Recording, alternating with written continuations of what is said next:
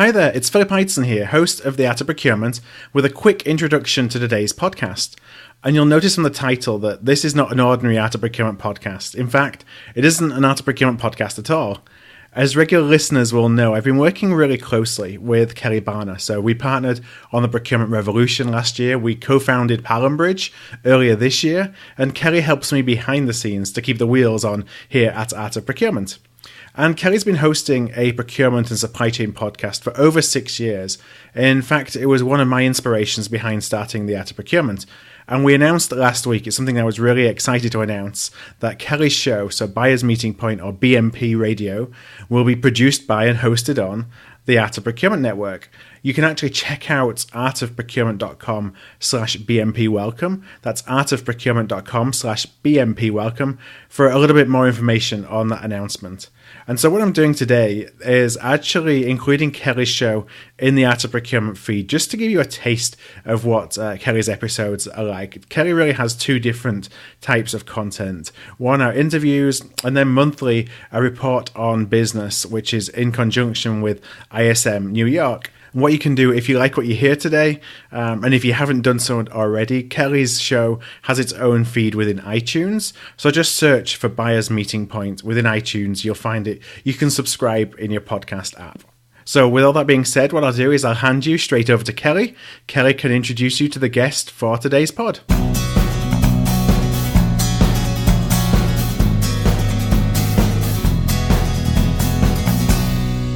Hello, and thank you for joining BMP Radio at our new home here on the Art of Procurement Network. This is Kelly Barner, Managing Director of Buyer's Meeting Point and the Director of Intelligence for Palambridge. Today, I am joined by Jonathan O'Brien. Jonathan is the CEO and owner of Positive Purchasing, an international procurement consultancy and training provider. He is also the author of 4 books, the most recent of which was just released this year, titled The Buyer's Toolkit, an easy-to-use approach for effective buying. So welcome, Jonathan, and thank you for joining me today. Thank you very much, and it's great to be part of this podcast. Now, if I can just have you start us off, for anybody in the procurement supply chain field that hasn't yet seen a copy of your book go by either their desk or on their social media, can you just give us a really high-level overview of the book to provide a little context for the conversation you and I will have about it? Well, do you know, we've spent many years doing work with companies all over the world. I've written a number of books that help big companies improve their strategic procurement. But I increasingly came up with people saying, "Hey, look, that's great, but what about everybody else that buys stuff?" I have some friends who work for small companies and they buy stuff. And they said, "Look, we've really got no idea how to buy well, and I could really just do with some help to just be really effective at buying." So for a number of years now, I kind of got the sense that there was a real opportunity to write a book for anyone who wants to buy really well. And that's what this book is about. And writing it was a bit of a journey because what I had to do was disregard all of the stuff that we're kind of brought up on as buyers and start again to say, if I'm trying to set out to buy something well, what are the things that I need to know? How do I understand what good buying looks like? And how do I understand what stops us being good at buying? And then what are the things that I need to do to buy something, whether it's a one-off purchase or something ongoing? What are the things that I need to do to be able to buy that really well? And that's really the structure of this book. It's a book that provides an introduction to buying for both people that have no experience or those that want to understand it a little more, and it provides a very simple-to-use toolkit that allows anybody to pick up the book and be able to figure out how to buy really, really well. Now, it's interesting that you talk about this whole process of buying for anybody, because when I received my early copy of the book, one of the things that I was in fact struck by was your choice of the word buyer versus procurement, even purchasing. I think as a profession, I'll sort of generalize here, we spend so much time focused on the language that we believe elevates our importance, our influence. I think maybe that's where a lot of the focus around wanting procurement, it sounds more strategic than purchasing or buying. But you're truly talking about the act of buying, something we all do personally, as well as those of us who do it professionally. What observations would you make about maybe two things here that I think are connected? One is the differences between how we act as personal versus professional consumers. And the second one is, how is progress on the consumer front changing corporate buying? Those are some really good questions. I think first just to touch on the terminology piece, because that's a big deal. And we get so hung up in this terminology. Is it procurement? Is it purchasing? Is it sourcing? That's right. And it also depends where you are around the world, because in Europe, purchasing tends to be quite tactical and procurement is more strategic, and the U.S. tends to be the other way around. So across the corporate landscape, there's a real confusion as to what it is. But when you kind of step away from that, what we're doing is we're buying stuff. And we're buying stuff in a way that's going to make a difference. So then as consumers, if we think about what we're doing there, we buy stuff every day. We buy stuff so that it just helps our daily lives. We buy stuff that is sometimes a big deal to us, like buying a house or a car. But fundamentally, we're buying stuff, that basic exchange of value. And I think one of the things that we do is we tend to assume that that's kind of real stuff. And then when we go to work, we're doing something else. And I think that really it helps to be able to look at it all as the same thing and begin to look at it from the perspective of, what are we trying to achieve here? What is the value we're trying to secure? What is the strength of our position? What can we do about this situation, and can we make a difference? And if we change our mindset here, we can not only buy better as a consumer because we understand how it works and whether we actually have power, but it allows us to then apply the same principles to a professional world.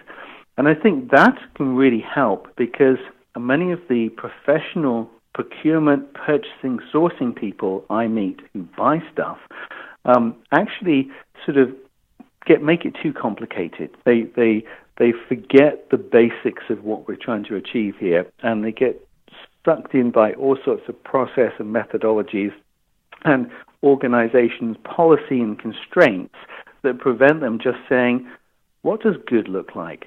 So coming right back to the basic principles of buying can really help to just focus on what's really going to make a difference and add value. Now, one of the things that I have to think here, and it's so funny because so many of us that are in corporate procurement are the exact same people that are buying things on Amazon or using apps on the way home from work so that, 48 hours later, a box of assorted things shows up on our front doorstep.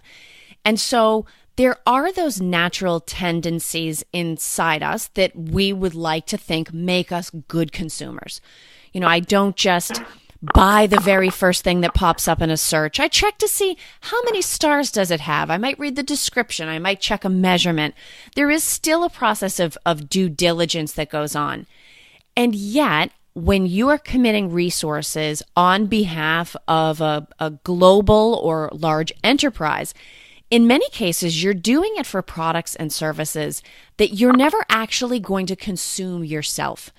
For procurement, there's a little bit of a distancing, right? We're either putting a contract in place or we're establishing some kind of a channel so that other people in the organization can get what they need with minimal risk, the right kind of service terms, consistent, competitive pricing. Are there any natural tendencies in us as people, just as simple consumers, that we have to train ourselves to overcome so that we can be good at buying in the ways that our companies need us to be? Well, it's interesting you touch on the Amazon phenomena, and we're all very familiar with that. And actually, that's something that we can instantly begin to translate into our professional world, because there we have a whole marketplace for stuff that we need, and we're trusting that we're being presented with the full range of what's available to us there. But we have the ability to be able to go and find the best value, the thing that best meets our specification. We can check the reviews, we can do our research. And really, when we take that into the corporate world, a lot of that would really help if we applied some of those principles. The issue, however, is those sorts of marketplaces don't quite exist for many of the things that organizations buy. Sure, if we want to buy office supplies, we can go onto Amazon and we can buy that stuff, and that would be really good buying practice. And often companies aren't doing that. Often they've still got the office supplies company that supplies the catalog with the heavy discount structures for a grossly inflated price point to begin with. But if we look into an industry such as healthcare, for example, imagine the scenario where you can go to Amazon Healthcare and you can buy and search for all the different types of wound care and syringe and consumable products that you might use. That becomes a bit of a game changer, where some of the things that we see in the consumer world apply into the professional world. But those marketplaces don't exist. However, when we think about some of the other things that we do that make a difference in the corporate world, about understanding what is the thing that's stopping us from buying well, and perhaps where the supplier has maybe gained an advantage in the organization, where perhaps we are somehow paying for added value, uniqueness, differentiation, because somebody thought it was a good idea at some point in the past, then those are the things that good buying begins to take apart and begins to make better for the organization by questioning and challenging and redefining the specification. To do that, it's about change management. And I think this is where the main difference lies, because in our personal lives, we would look at it, we would assess it, we would make that decision. In our professional lives, what we have to do is take other people with us on that journey and help them see that our approach to buying something is flawed because we've given the supplier power, because the relationship isn't right, or because we've specified something in a way that takes away choice for us. So actually there are quite a few differences there, but all of those differences come down to the way in which we take other people on that buying journey with us. Now, it's interesting that you bring up the topic of supplier relationships, because in my thinking, and I absolutely welcome you to disagree with me on this if you have a different point of view, I think this may be one of the areas where there is the greatest difference between B2B buying and B2C. You know, as an individual consumer, you might have brand loyalty to a company. You might have a preference for a certain brand or a certain carrier or a channel that you want to shop through. But that loyalty does not translate into a relationship with the supplier.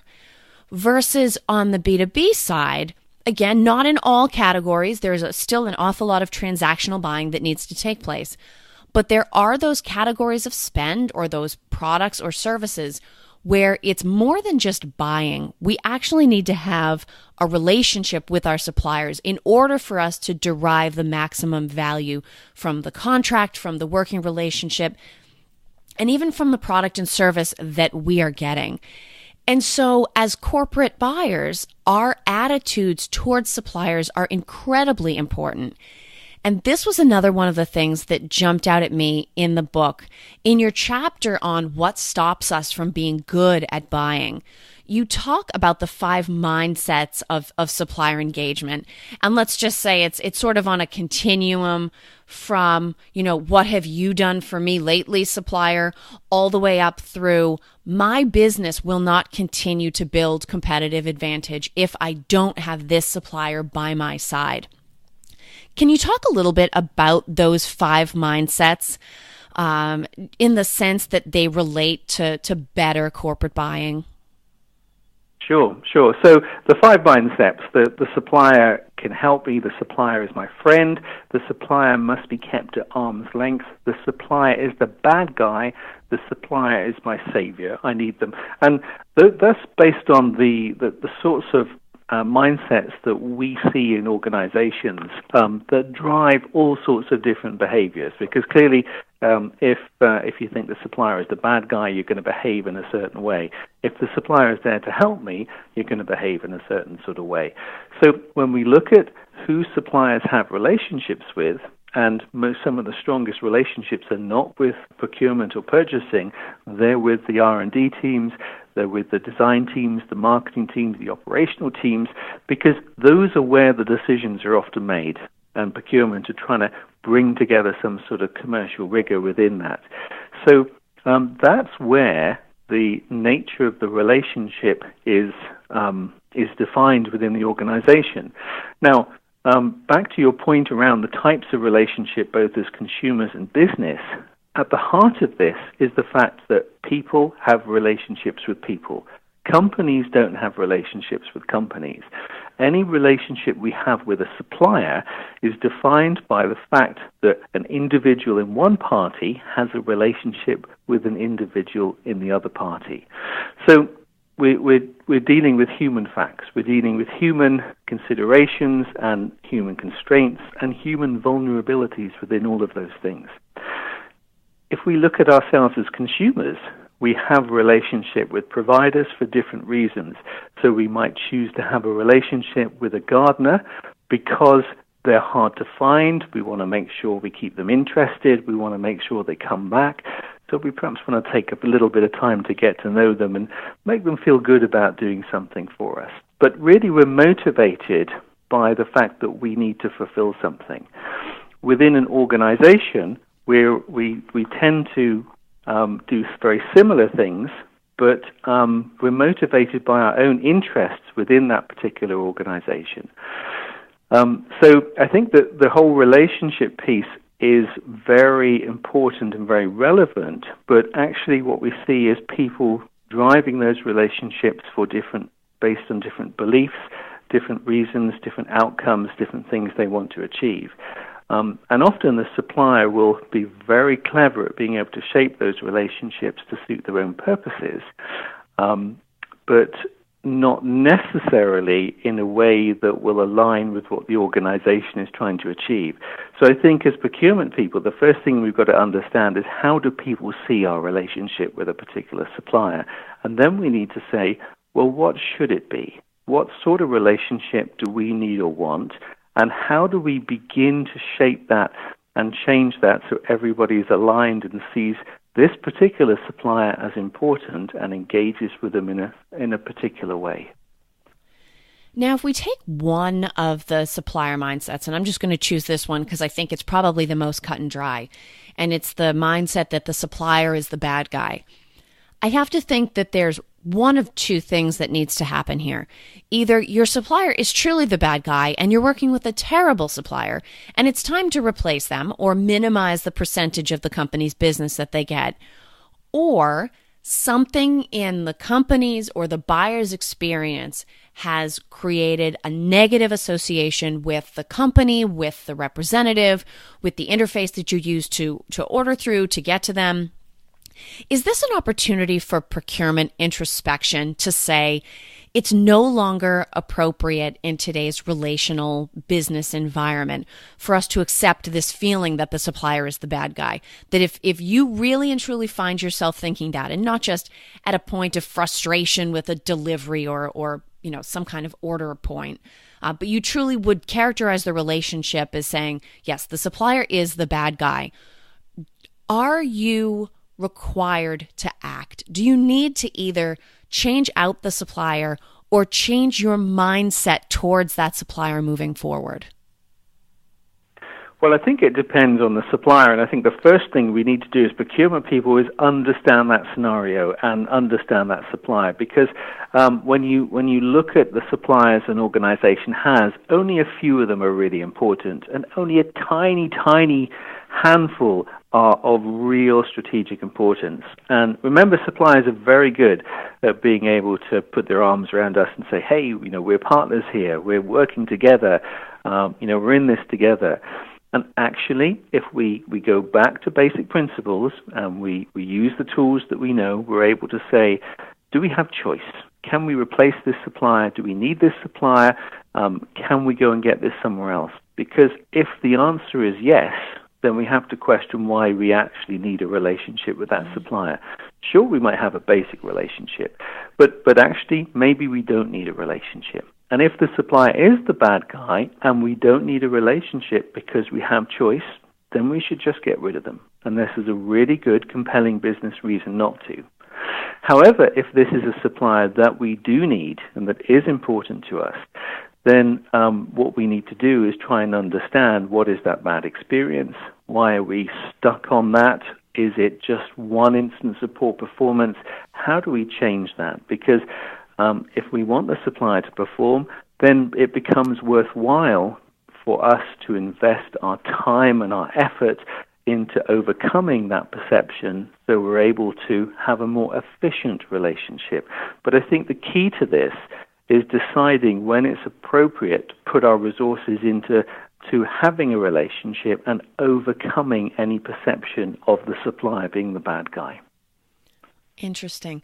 Yeah, that's an interesting point about, I fell into the exact trap. I stopped to think about the nature of the relationship, and we forget to question whether or not a relationship is appropriate. That you can, in fact, do business without having a relationship. It's so easy to forget that that's an option. Well, we can even take it one step further, and we can do what the suppliers do and pretend to the supplier that we want a relationship with them so we get the most from them. So, and when we perhaps don't even need one. So that's taking it to the ultimate extreme. Yeah. Now, one of the things about the structure of the book that appeals to me in its logic is that you start by outlining 20 pathway questions, and then you break them up and you address them in small groupings, chapter by chapter, in the rest of the book. How did you arrive at this list of 20 questions, and what role did they play in your actual writing of the book? Well, I started by trying to figure out what would a book on really good buying need to contain. And my starting point was it probably needs some sort of process or steps to follow, and it probably needs to address some of the basic questions. And I put myself in the position of a number of people. One person was actually a friend of mine who works for a school, and she buys lots of equipment. She spends probably about £1 million, about $1.3 million each year just buying things. And I kind of put myself in the position of her. What would she need to know? I put myself in the position of somebody running a small business. I put myself in the position of somebody doing a master's degree in engineering, but who would need to understand about buying, and also somebody who is a professional buyer, but perhaps would just like to understand the basics. So those were the kind of 4 profiles I started with. I came up with a list of questions that those people might want answered, and that began to give the structure for the book that followed on from that. They were refined as I went through the book, but and I kept coming back to them to check that I had the correct sort of questions in the first place. So if the ultimate goal of the book is to make any of us better buyers, regardless of what it is that we're purchasing, you end the book with a chapter that's maybe sort of the ultimate goal, which is, you describe it as power buying. And this is tough. This is, on a podcast, air quotes don't really work. Neither does italics. You do, in fact, use power buying in italics. So for you, this is a very central and defined term. What exactly is power buying, and how does it differ from the procurement or strategic sourcing processes that the majority of us are familiar with? Well, I think I found that I wanted to come away from anything that was too jargon-based or made it look like it was too much something that you had to have a qualification in or you had to be part of an institute. So anything that kind of took us back into that world of procurement and having to learn a trade, I really wanted to get away from that. So the power buying thing was born out of the concept that how do I buy really well? How can I be a really powerful buyer that manages to understand my position, understand my power position, and get the most from what I'm buying, but not to have to go and do a big qualification to learn how to do it. So the power buying concept is the idea that as individuals or individuals working as part of a corporate, we're able to do a small number of things that allow us to have the most power we possibly can in any given buying situation and buy in the most efficient and effective way to suit our purposes. So maybe as a very straightforward way of bringing all of these ideas to a bit of a wrap, if we take this idea of becoming better buyers, whether we achieve the point of power buying or not, for people who are in procurement as a career, do you have any advice around what is one thing you would recommend that we stop doing that's very common that we currently do today? And what is something that you would recommend we start doing? Well, I think we need to stop doing what we've always done. And that can include many things. We need to stop assuming buying is just an arm's length transaction. We need to stop assuming that it's just negotiating a bit harder. We need to actually just take a step back and say, how do we do this more effectively? How do we put aside all those cliches around let's take 3 quotes and have the lowest, because that isn't good buying. How do we stop doing those things that kind of hold us back? And I think the thing that we need to start doing is that we need to start saying, why? Why do we do it like that? Why do we buy it like that? Why was it specified like that? Why does the supplier have different relationships across our business? Why do we not get closer to the supplier and do something differently? Because the chances are nobody's asked that question. And just by asking that question alone, we may unlock a huge vein of value that can happen just by changing how we do something small. So, if we do one thing and do one thing differently, it's to say, why? Absolutely. And that's a question we should all be asking of ourselves, both as individual consumers and as procurement professionals buying in the workplace. Correct. And when I work with companies, that is the one question that I find people don't ask, because it's very easy to assume that you've got to follow what people did before, and we've got to use the old traditional buying approaches. Well, the world has changed, companies have changed, procurement has changed, buying's changed, and actually we need a fresh approach. That's absolutely fantastic. Jonathan, thank you so much for joining me today. You're welcome. It's been a pleasure. Thank you for your time. You're welcome. So Jonathan's new book is titled The Buyer's Toolkit, an easy-to-use approach for effective buying, and I will make sure that there is a link to it from today's episode page. Thank you as well to everyone who has joined us for this BMP Radio podcast. Please feel free to share this conversation with anyone from your network that you feel would benefit from the information. And please enjoy the rest of your day.